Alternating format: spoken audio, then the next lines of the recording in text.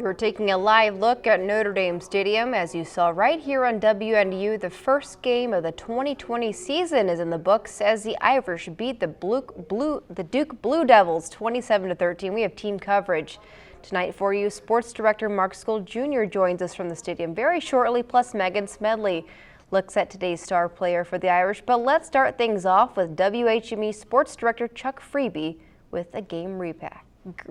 Chuck? Well, Maria, this game started much like 2020 for the Irish, at least in the first quarter. The Irish fell in a 3-0 hole after 3 and out. So let's pick it up in the second quarter as a socially distanced crowd of just over 10,000 saw the Irish finally get on track in that second quarter. Jay Bramblett is lined up to punt from his own 21.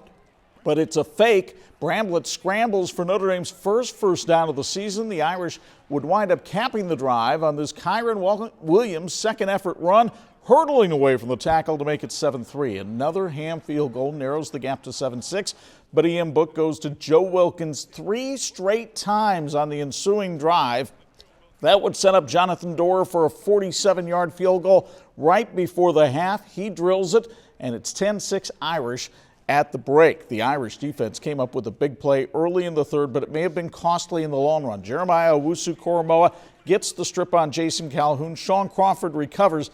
Calhoun falls into the legs of Kyle Hamilton. The safety crumpled to the turf. He would limp off the field, did not return to the game.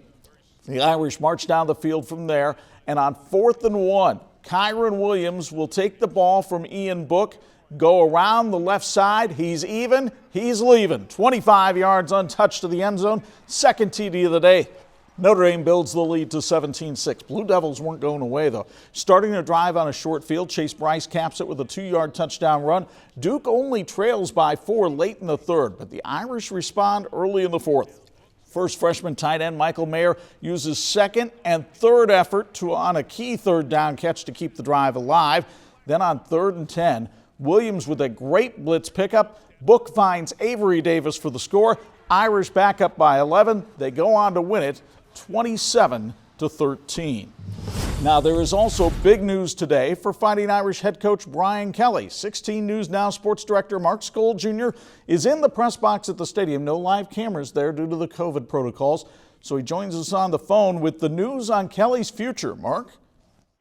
Chuck, at the end of the first quarter, Notre Dame announced that Brian Kelly had agreed to a 4-year extension that runs through the 2024 season. Financial terms of the deal have not been released because Notre Dame is a private university. This 4-year extension was actually agreed upon last December, but the university wanted to hold off until the Blue Gold game in April. But due to the pandemic, the university wanted to make this announcement during the first game of the 2020 season. Kelly just started his 11th season under the shadow of the Golden Dome today, and it's his 30th season overall as a college football head coach.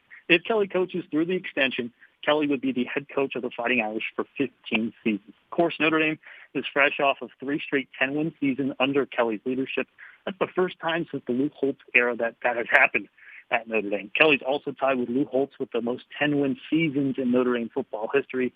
They both have 5. This year would be a little more difficult to hit that 10-win milestone due to all the uncertainty if games will even be played every single week. But athletic director Jack Swarbrick has his guy locked down for the foreseeable future.